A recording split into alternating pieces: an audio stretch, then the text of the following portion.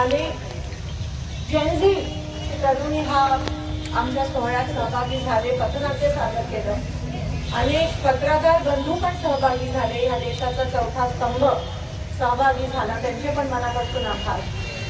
आणि खरं तर आजचा 15 ऑगस्ट आपल्या सगळ्यांसाठी थोडा जास्त स्पेशल आहे, कारण का जेनझी आणि ह्या देशाच्या युवकांनी, ह्या देशाच्या तरुणांनी, ह्या देशाच्या विद्यार्थ्यांनी दाखवून दिलं की लोकशाही अजून जिवंत आहे.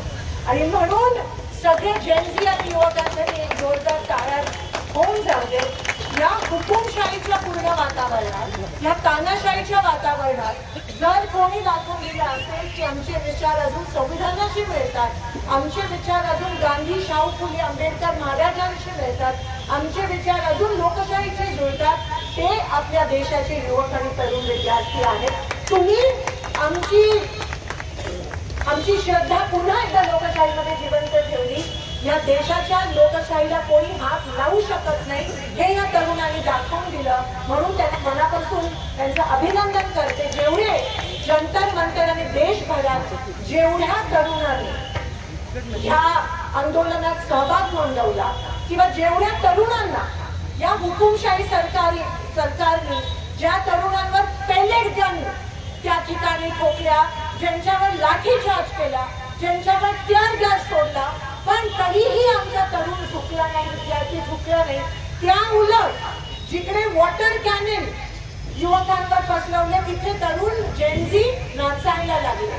जिथे बॅरिकेड टाकले तिकडे जेनझीच्या बॅरिकेडचे रोलर कोस्टर बनवले आणि जिथे लाठीचार्ज करायला पोलीस आले तिथे तरुण उभं राहून जनगण मन गायले आणि पोलीस तिथे फ्रीज झाले. ह्या प्रकारचं आंदोलन ह्या देशाने पहिल्यांदा बघितलं, या सरकारने पहिल्यांदा बघितलं. देशाने अनेक असे आंदोलन बघितले, पण या देशाचा DNA हा लोकशाही आणि संविधान मानणारा आहे हे तुम्ही दाखवून दिलं. कितीही हुकुमशाही असू दे, कितीही तानाशाही असू दे, माझ्या देशाच्या लोकशाहीला कोणी आज लावून देणार नाही हे तुम्ही त्या ठिकाणी दाखवून दिलं, सिद्ध केलं.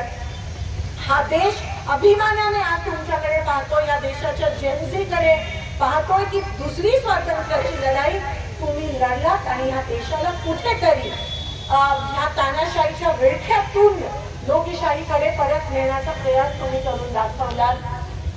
हुकुमशाहीला पण झुकावं लागलं आणि शिक्षा मंत्रीला या ठिकाणी राजीनामा द्यावा लागला, पण गृहमंत्री ज्यांच्या ऑर्डरमुळे युवकांवर पेलेट गन टाकली किंवा टीअर गॅस टाकला, त्यांना हिंमत नाही झाली की या देशाच्या सार्वभौम लोकशाहीचं प्रतीक या देशाचं संसद पार्लमेंट ते समोर आलेच नाही शेवटपर्यंत.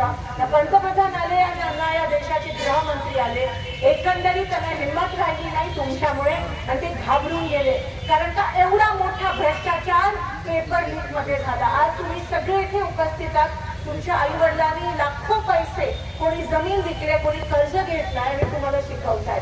तुम्ही कष्ट करून अभ्यास करता आणि एका रात्रीत पेपर लीक होतो आणि फक्त श्रीमंत लोक ते घेतात आणि जे सिस्टम मधले किडे आहेत तो पेपर विकत घेतात आणि तुमचं पूर्ण आयुष्य उद्ध्वस्त होतं. म्हणून या 23 जणांना त्यांचा जीव द्यावा लागला, म्हणून या 23 जणांना आत्महत्या करावी लागली.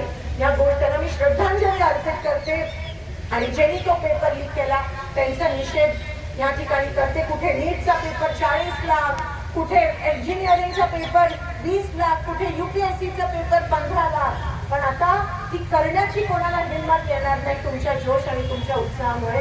म्हणून या जेनझीच्या समोर नतमस्तक होते, या देशाच्या समोर नतमस्तक होते, या देशाच्या लोकशाही आणि संविधानाच्या समोर, या देशाच्या जनतेच्या समोर मी नतमस्तक होते. आणि ह्या ठिकाणी आपण सगळे आलात. आता आपण पहिले वंदे मातरम घेऊया आणि मग आपलं राष्ट्रगीत त्या ठिकाणी जनगण म्हणत घेऊयात. पण ही आपली सुरुवात आहे, ये तो सिर्फ झांकी थी, पूरा शो अभी बाकी है. आणि म्हणून यापुढे पण आपण ह्याच पद्धतीत लढत राहूया जोपर्यंत हा सत्तेचा विषय नाहीये बळवंत दादा, हा लोकशाहीचा विषय आहे. आणि जर असं होत असेल तर ते भ्रष्ट सरकार दूर करणं हे गरजेचं आहे. आणि आता ती हिंमत सगळ्यांना मिळाली आहे, म्हणून हिमतीने आपण लढूया. मी नेहमी एक शेर बोलत असते, पण ती शायरी मला आज म्हणजे ह्या सगळ्या प्रोटेस्ट मध्ये जास्त महत्वाची बातमी कि अभी जिसका खून न खौला, अभी जिसका खून न खौला, खून नहीं वो पानी है, और वो जो इस देश के काम ना आए वो बेकार जवानी है।